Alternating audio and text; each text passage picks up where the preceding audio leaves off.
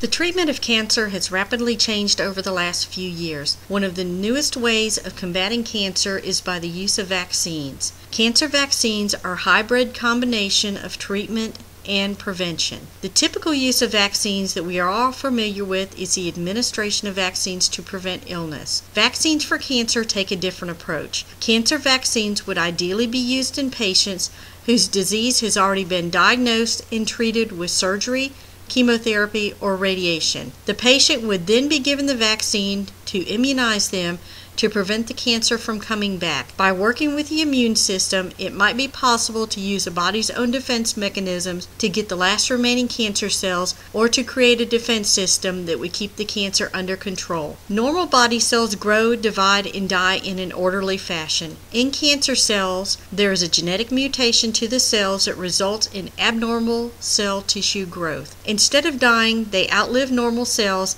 and continue to form new abnormal cells in the process of growing, invading, and spreading cancer cells massed together to become a tumor, which build their own vascular system to supply its ever-growing needs for nutrients. Here are some current cancer statistics.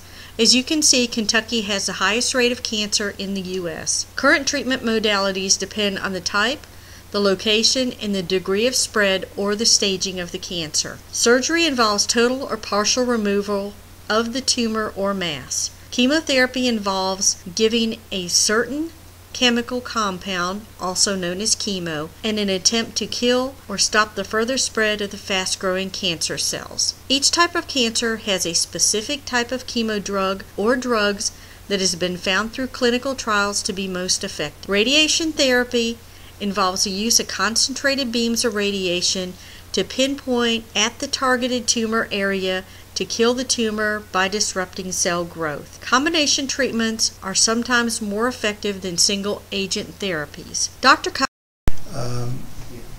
Vaccines have been tried in clinical trials, and so far none of them have succeeded.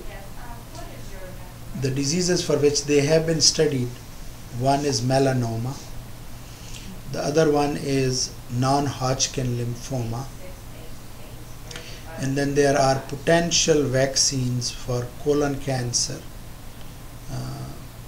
because you have to have some target antigens to be able to develop a vaccine against which the immune system will react.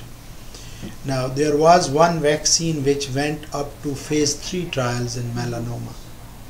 It was compared in the adjuvant setting, which means you have already removed the cancers and now you are worried about a recurrence. And they compared it to interferon alpha, which is the current immunotherapy which is used for prevention of recurrence. And unfortunately, the vaccine was found to be inferior to interferon. That is why it never got FDA approval. Now, similarly, there is a vaccine for non-Hodgkin lymphoma. Now, non-Hodgkin lymphoma is a very interesting target in a way, because every patient has a unique antigen, because the B cells have that antibody on the surface. So there was a trial, it's called BioVest. The vaccine was individualized, so you take the patient cancer and you prepare the vaccine from it. And the idea was, after the patient has been diagnosed with lymphoma, you harvest their tumor, you develop a vaccine. In the meantime, you are treating them with chemotherapy to get them into remission. So after the chemotherapy, then there were two groups. One group which will get vaccine, the other group was observed. And so far, that trial was also negative. Now, there are problems, because some of the thought was because patient already got the chemotherapy, it may be immunosuppressive also. So there are still issues need to be worked out. The idea behind vaccine obviously is very attractive. Now, for certain cancers, we do not have a good target. Now, I mentioned colon cancer, because the colon cancer could be a target because it has CEA. So the idea is to develop a vaccine against the carcinoembryonic antigen. And then once you have a T cell response, then any tumor which has CEA, that vaccine could be potentially effective. So it would not be necessarily against a certain tissue type. It could be, say, even breast cancer, which makes CEA, and you could use that vaccine. So for the vaccine to be effective, first you need that target, then you have to be able to generate immune response against that target. And that has been the difficulty. For certain cancers, we don't have good targets, and where we have identified targets, they do not always generate a strong immune response. And then because immune response takes a while to develop, so first you still have to put the cancer somehow in remission. So right now for melanoma at National Cancer Institute, still there is this idea still going on.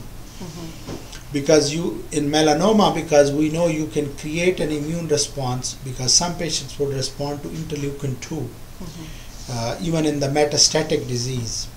So if you treat a patient with melanoma with high dose interleukin 2, about 1 in 10 patients can have a very good response. So we know that the immune system can recognize the melanoma cells and can attack them. So when someone is diagnosed, the problem is sometimes they already have so much cancer that immune system cannot fight it. So the idea of vaccine is, first you would do surgery or chemotherapy or radiation, try to get the tumor to a minimum size, and then do the vaccine to prevent it from coming back. The use of vaccines to treat certain cancers involves the immune system. There are several different vaccine approaches, including the use of cell-based vaccines, which are dendritic-based, tumor-associated peptide or protein vaccines, DNA vaccines, and recombinant technology using viral or bacterial carriers to enhance vaccine preparations. The vaccines that so far have shown the most promise are vaccines that stimulates the patient's own dendritic cells, T cells, and B cells. Dendritic cells are a type of white blood cell. They're found in the skin, mucosa, and lymphoid tissues.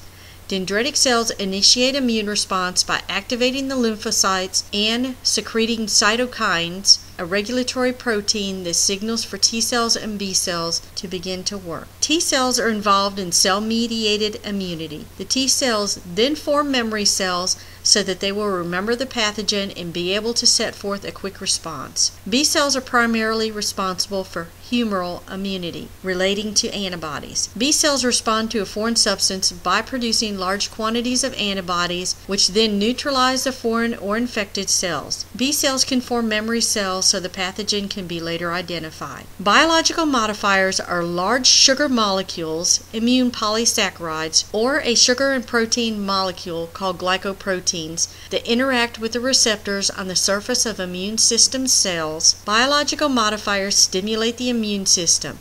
This increases the ability of the white blood cells to destroy infected cells. Monoclonal antibodies are antibodies that are made up from one type of immune cell, which are all cloned from a unique parent cell. Given almost any substance, it is possible to create monoclonal antibodies that specifically bind to that substance. If you want to destroy a cancer cell, monoclonal antibodies will bind to that cancer cell's specific antigen and introduce an immunological response against the target cancer cell. Such monoclonal antibodies could also be modified for delivery of a toxin, radioactive isotope, or cytokine. So, does all this really work? There has been some favorable response with the use of vaccines, but there is still a long way to go and much research to be done. It seems that even though the solution to activating the immune system seems relatively easy, everyone's immune system can be very unique, and cancer cells seem to be a very difficult opponent. So it seems that for certain cancer cells, vaccines might give the patient's immune system the boost needed to detect and prevent the cancer from reoccurring for a time, but long-term prognosis is still questionable. Much more research in the area of cancer and our immune system is needed before significant progress can be made in the use of vaccines for the prevention and annihilation of cancer.